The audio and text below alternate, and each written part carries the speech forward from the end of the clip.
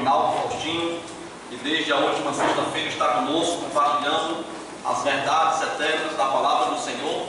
E hoje à noite, no último encontro, nós agradecemos ao pastor Rinaldo pelas mensagens. Deus abençoe. Graça e paz, irmãos.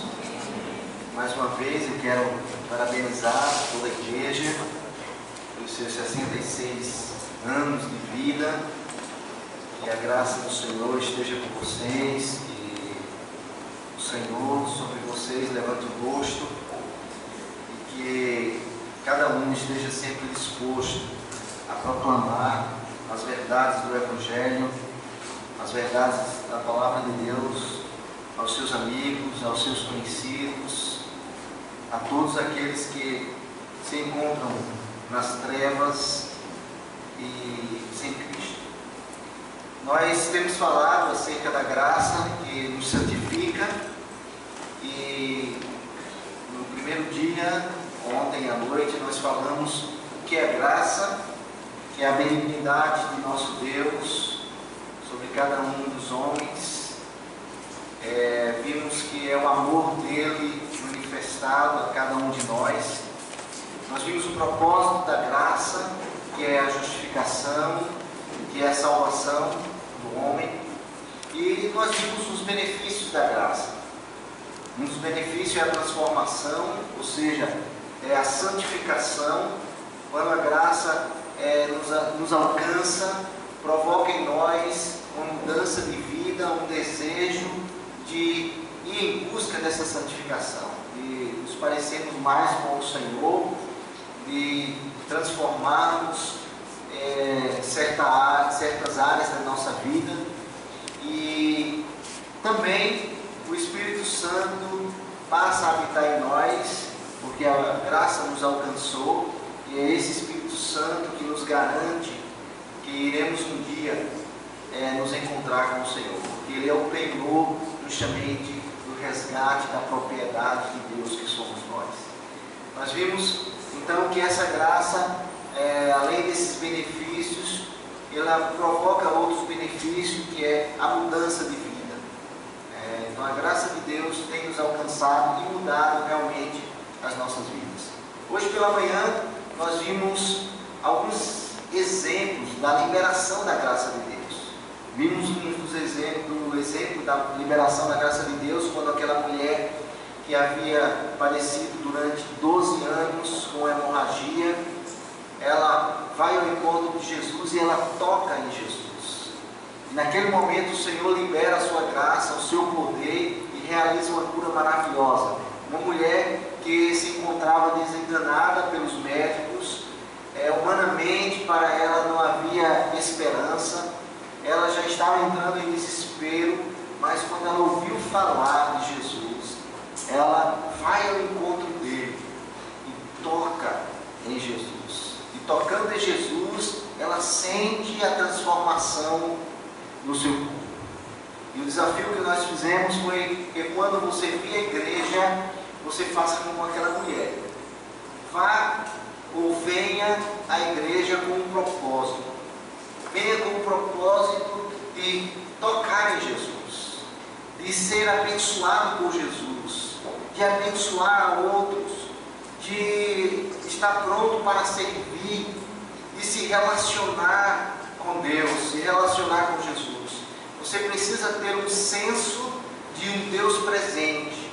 Você tem que entender que Jesus está entre nós. Nós não estamos aqui simplesmente porque nós gostamos, porque é legal, porque temos alguns amigos em comum. Não, nós estamos aqui porque queremos adorar o Senhor, porque a sua graça nos alcançou.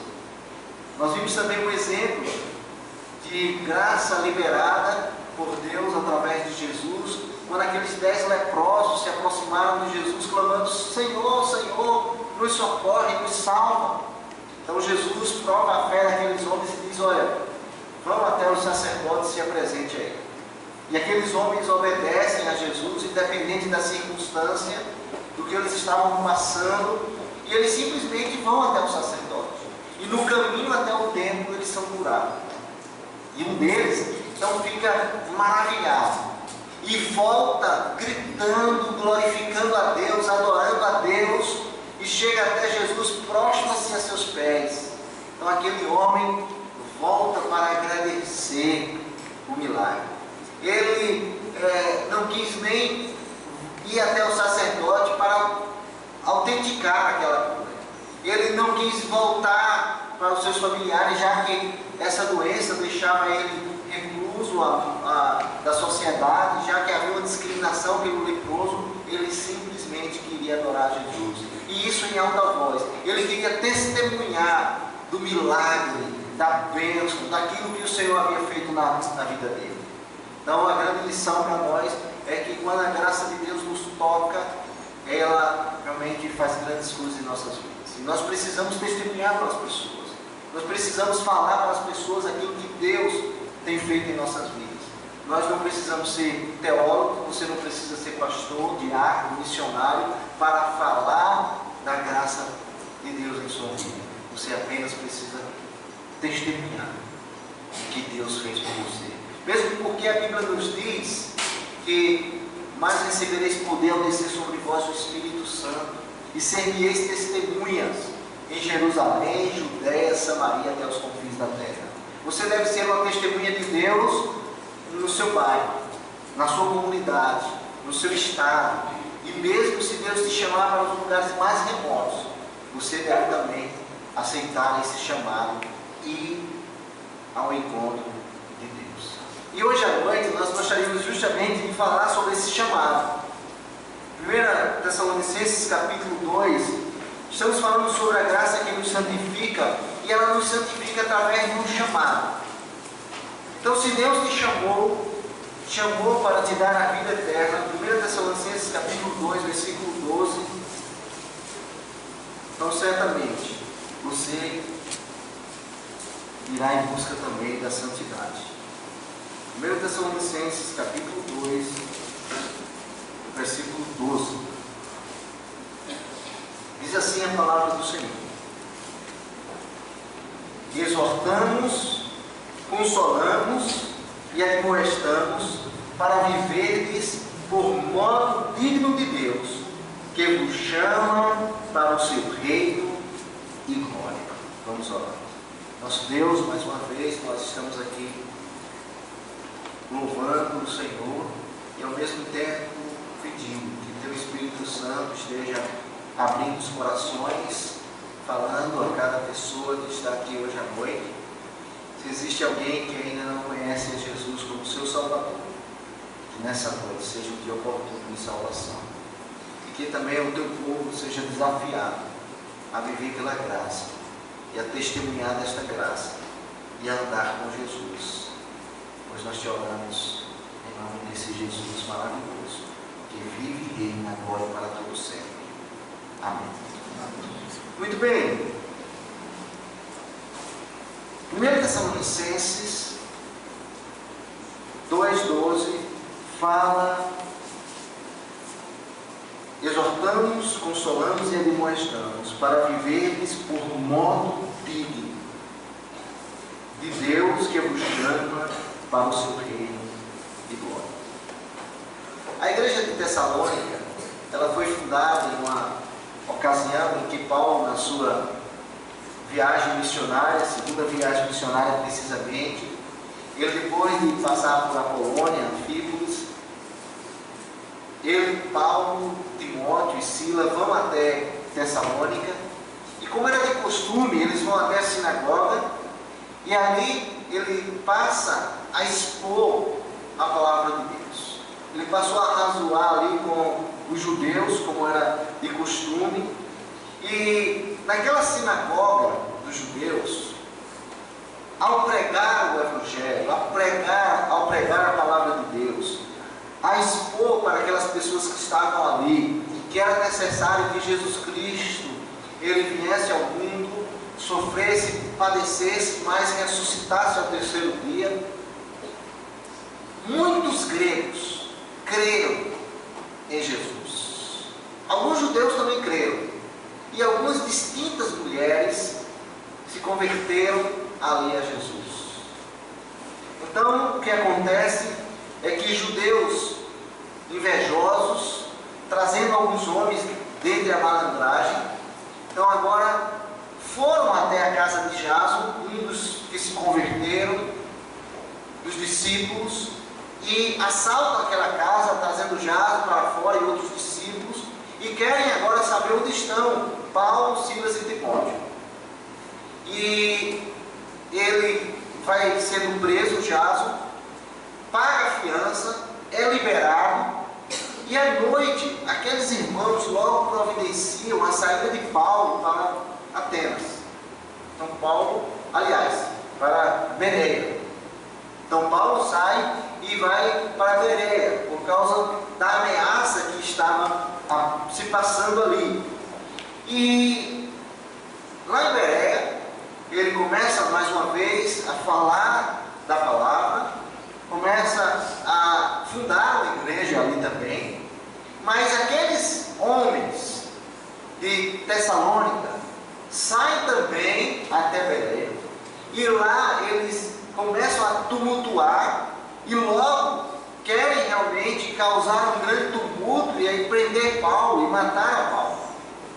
Então os irmãos de Bereia providenciam imediatamente a ida de Paulo para Atenas. Então Timóteo e Silas ficam em Bereia, e lá em Atenas Paulo realmente fica preocupado qual é a situação daqueles irmãos de Tessalônica, porque aquela igreja estava sendo fundada em meio à grande perseguição, porque muitos judeus invejosos estavam perseguindo aqueles que agora eram novos na fé. Então, quando esses judeus foram até Tessalônica e tentam matar Paulo, Paulo foge para Atenas. Então, era natural que ele ficasse preocupado com a situação daqueles irmãos. E quando ele ficou lá em Atenas, os irmãos que voltaram trouxeram para ele, ou melhor dizendo, trouxeram para Timóteo um recado: olha, Paulo quer encontrar com vocês, então vocês logo vão ao encontro de Paulo. E Paulo marca realmente um encontro com eles em Corinto. Lá em Corinto, Paulo se encontra com esses irmãos e eles fundam a igreja de Corinto. Mas Paulo, agora preocupado com os irmãos de Tessalônica, envia Timóteo para que Timóteo possa saber qual a situação deles, como eles estão passando mediante aquelas perseguições, aqueles sofrimentos. Então aqui em 1 Tessalonicenses capítulo 3, nós encontramos, diz o seguinte: pelo que não podemos mais suportar o cuidado por vós, pareceu-nos bem ficar sozinho em Atenas, e enviamos nosso irmão Timóteo, ministro de Deus no Evangelho de Cristo, para, em benefício da vossa fé, confirmar-vos e exortar-vos, a fim de que ninguém se inquiete com essas tribulações, porque vós mesmos sabeis que estamos designados para isto. Pois quando ainda estávamos convosco, predissemos que iríamos ser afligidos, o que de fato aconteceu, e é do vosso conhecimento. Foi por isso que, já não me sentindo possível continuar esperando, mandei indagar o estado da vossa fé, temendo que o tentador vos provasse e se tornasse inútil o nosso labor. Agora, porém, com o regresso de Timóteo, vindo do vosso meio, trazendo-nos boas notícias da nossa fé, ou da vossa fé, e do vosso amor, e ainda de que sempre guardais grata lembrança de nós, desejamos muito ver-vos, como aliás também nós a vós outros. Sim, irmãos, por isso fomos consolados acerca de vós, pela vossa fé, apesar de todas as nossas privações e tribulações. Porque agora vivemos, se é que estáis firmados no Senhor. Então Paulo recebe notícia daqueles irmãos por meio de Timóteo, e é nessa ocasião que ele recebe essas notícias de Timóteo, que ele escreve a carta de 1 Tessalonicenses. Então percebam também que era natural a preocupação de Paulo pelos irmãos de Tessalônica.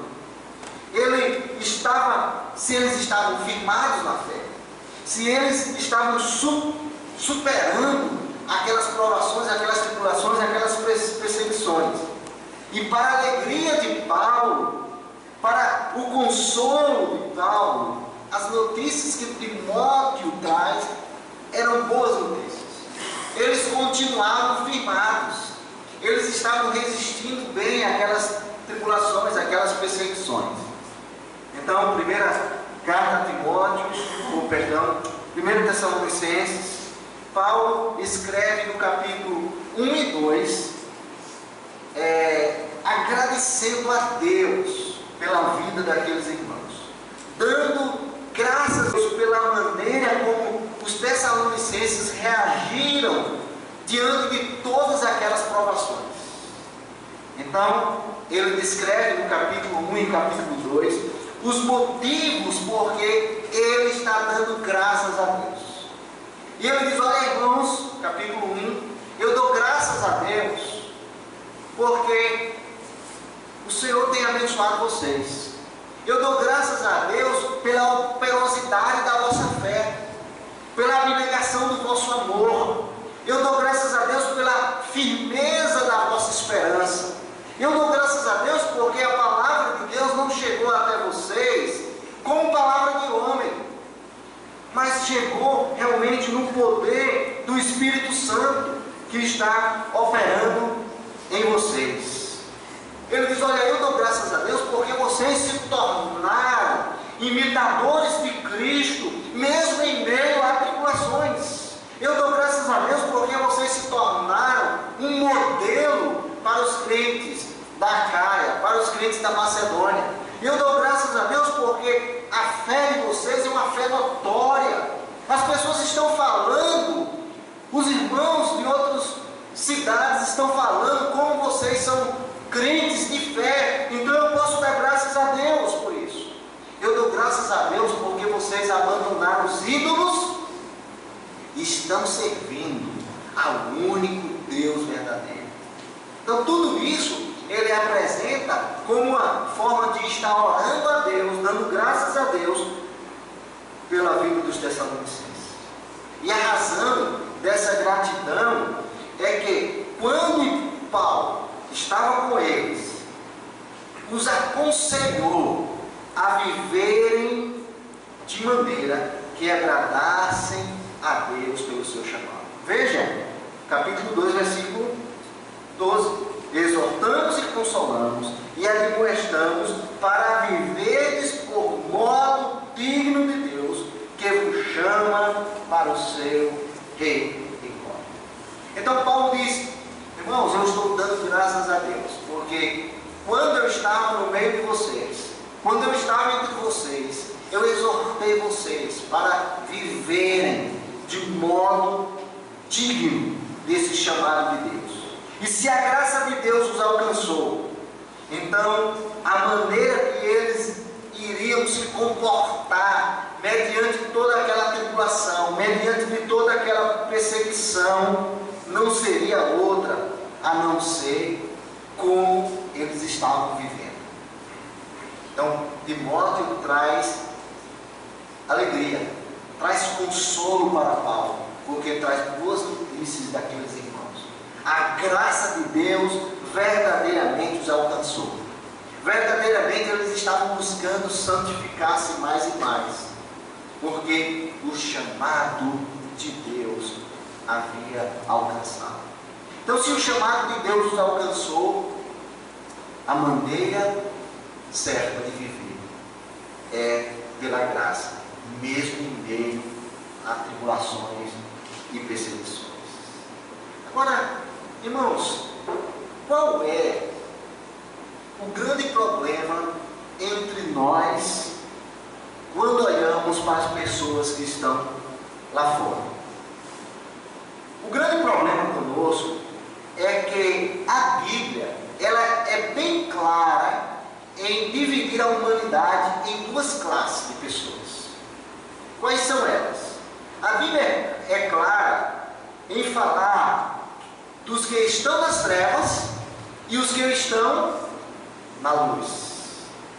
Os que estão na carne e os que nasceram de novo. A Bíblia é bem clara em falar dos inimigos de Deus e dos que foram reconciliados com Deus. Os pecadores e os justificados. Os que estão no mundo e não são do mundo, e os que estão no mundo e são do mundo. Os filhos do diabo e os filhos de Deus. Os crentes e os descrentes. Os salvos e os não salvos.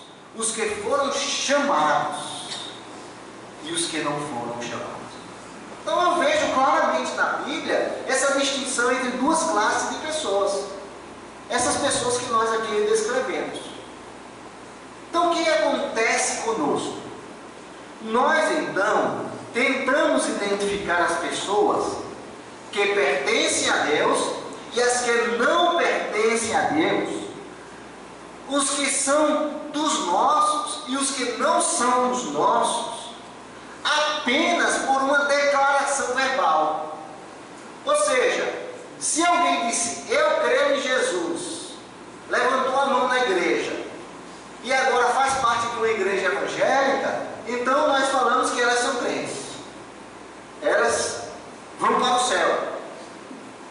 Mas, pelo fato da Bíblia descrever essas duas classes de pessoas, nós temos que ter cuidado, porque é necessário não apenas fazer uma declaração verbal de que você é crente, que você aceitou Jesus, ou que você frequenta uma igreja evangélica.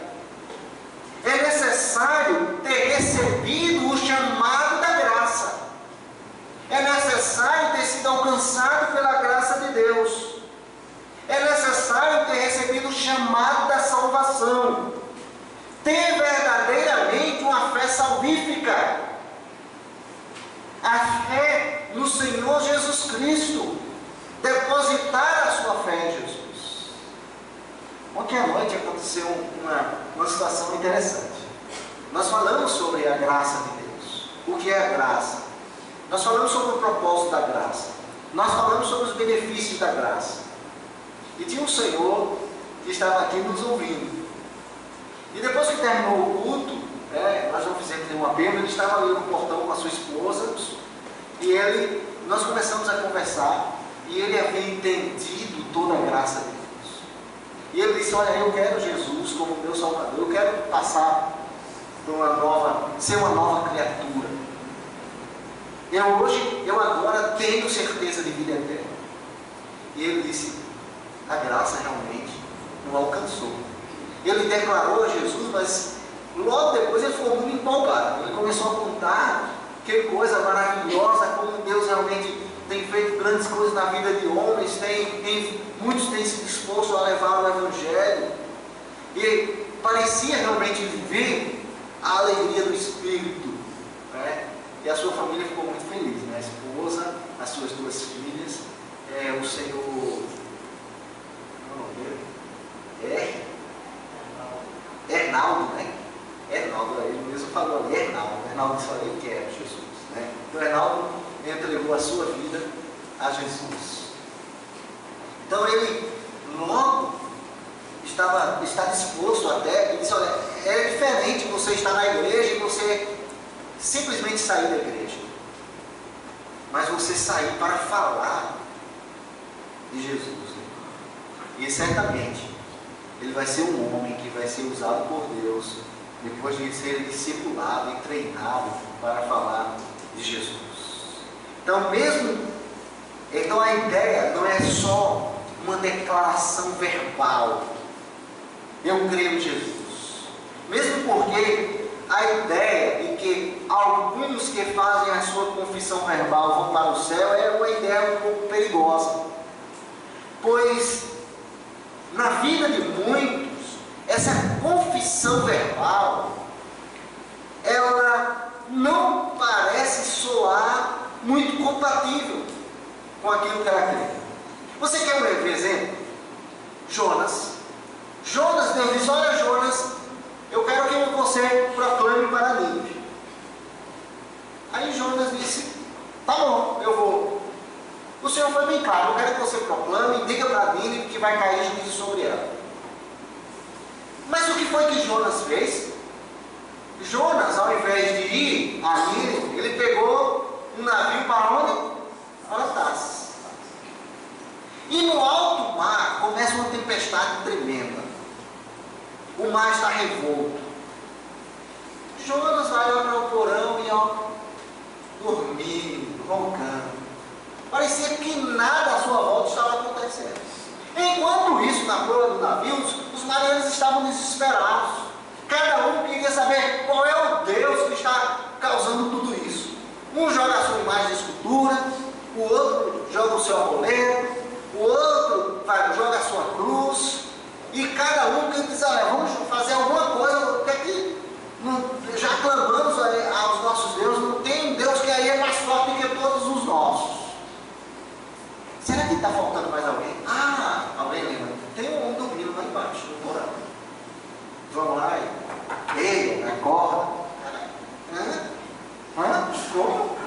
Acorda, rapaz. Não vê que o navio está indo a pique? O que é que está acontecendo? Quem é teu Deus?